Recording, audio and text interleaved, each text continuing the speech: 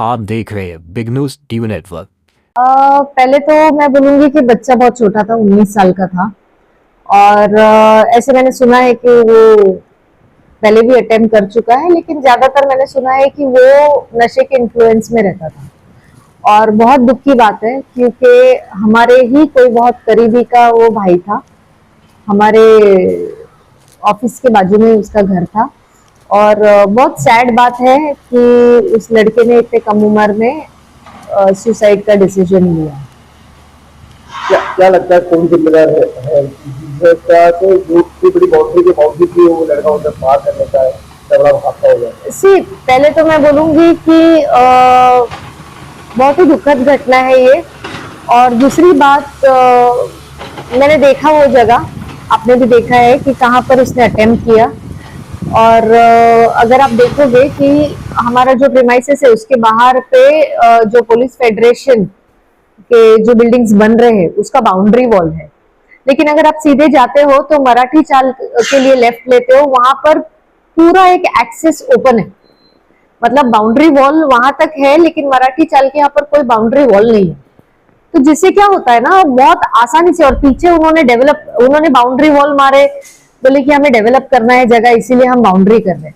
अभी बाउंड्री डालने के बावजूद भी कैसे हो रहा है कि उन्होंने एक एक्सेस दे के रखा हुआ है मराठी चाल के यहाँ पर, जो पूरा ओपन है।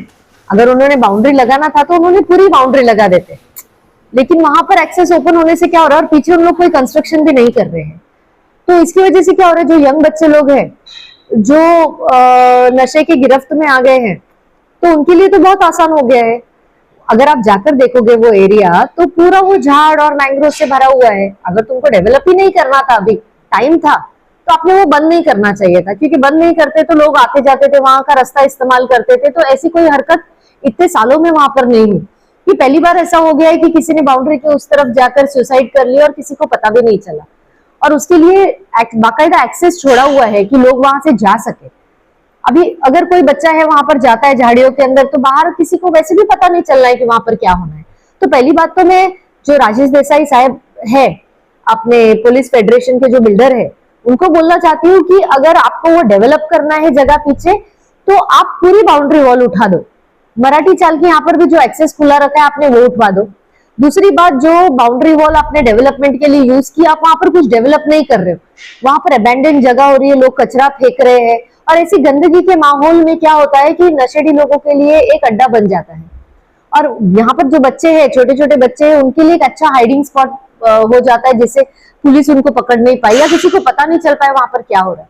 आज तो एक बच्चे की जान चली गई है, हो सकता है कि वहां पर किसी का एक दिन रेप भी हो जाएगा तो पता नहीं चलेगा। आप देखिए किस तरह का वो माहौल वहां पर बन गया है। तो इसका पूरा दोष मैं उस बिल्डर को दूंगी जिसने वो एरिया में कोई बाउंड्री वॉल नहीं लगाया।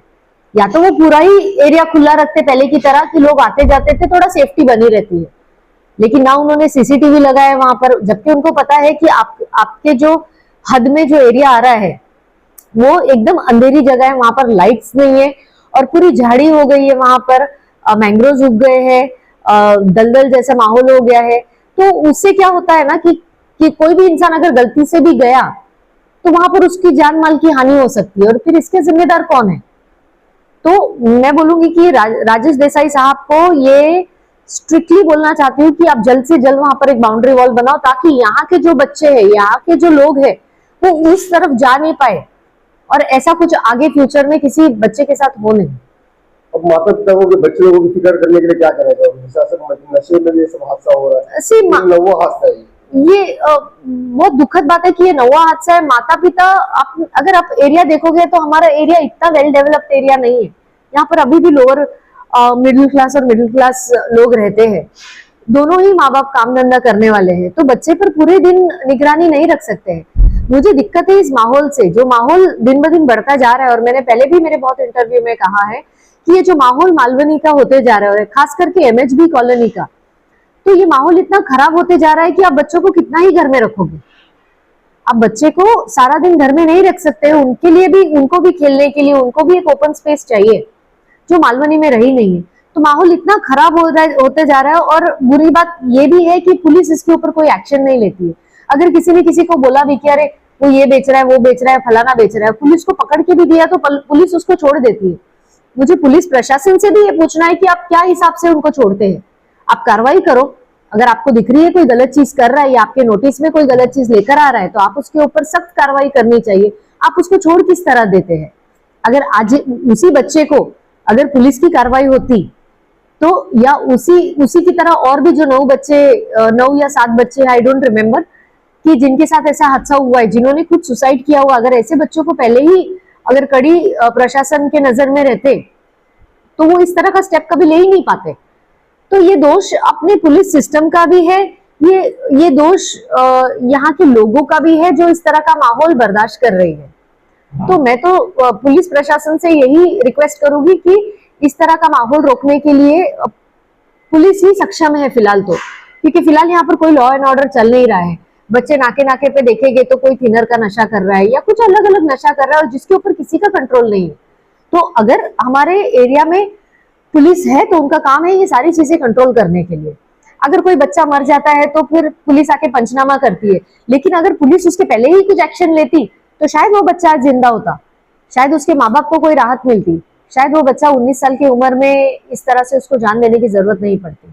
मासूम बच्चों को क्या एक संदेश देना चाहोगे? मैं बच्चों को यही संदेश देना चाहती हूँ कि देखो उनकी उम्र भी ऐसे है कि हमें कितना भी संदेश दे वो उस उम्र में नहीं है कि हम उनको बहुत समझा सकते हैं, लेकिन एक है कि जो हम कर सकते हैं एज अ सिटीजन या as a member of a society वो ये कर सकते हैं कि बच्चों को एक सुरक्षित माहौल दे सकते हैं कि बच्चे जब घर के बाहर निकले, मोबाइल तक ठीक है कि बच्चे मोबाइल इस्तेमाल कर रहे हैं वहां तक बात ठीक है, लेकिन अगर बच्चे हर नाके नाके पे अगर आपको इस तरह के बच्चे मिलते हैं जो एक ग्रुप बना लेते हैं और अपना एक अलग नशा करते हैं तो इसे रोक लगाने के लिए मैं बोलूंगी कि बच्चों को ज्यादा से ज्यादा खेल में प्रोत्साहन करो, फिटनेस की ओर लेके जाओ, बच्चों के लिए कुछ अच्छा एजुकेशन प्रोग्राम बनाओ, उनको एंगेज करने के लिए कुछ ना कुछ एक्टिविटी उनको देनी पड़ेगी। अगर कोई बच्चा स्पोर्ट्स में अच्छा है तो उसको स्पोर्ट्स, अपने एरिया में स्पोर्ट्स के नाम पे जीरो है, सिर्फ स्पोर्ट्स उतने ही होते हैं जो स्कूल में सिखाते हैं, वरना यहाँ पर कोई ग्राउंड ऐसे अवेलेबल नहीं है जो बच्चों को खेल की तरफ प्रोत्साहन कर सके।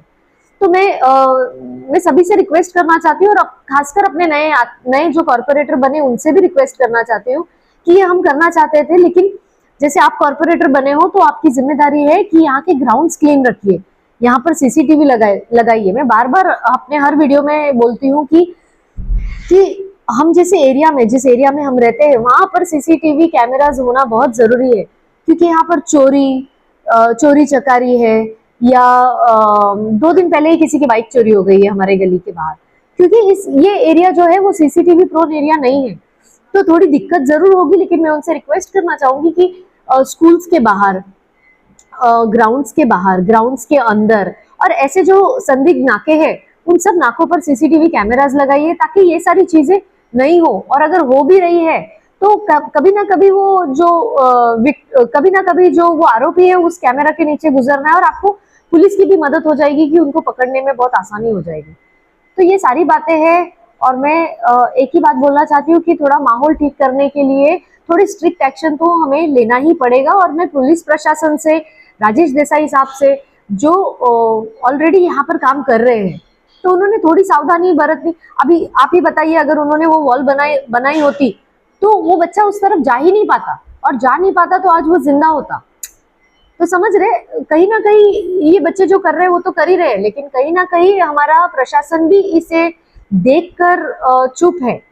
तो मैं चाहती हूँ कि सोशल वर्कर ने, कॉर्पोरेटर ने, पुलिस प्रशासन ने और ऐसे जो बड़े बड़े बिल्डर्स हैं उन्होंने सामने आकर ये सारी चीजों को रोकने के लिए एक मुहिम करनी चाहिए। इसी से मुझे लगता है कि माहौल थोड़ा सुधरेगा यहाँ पर।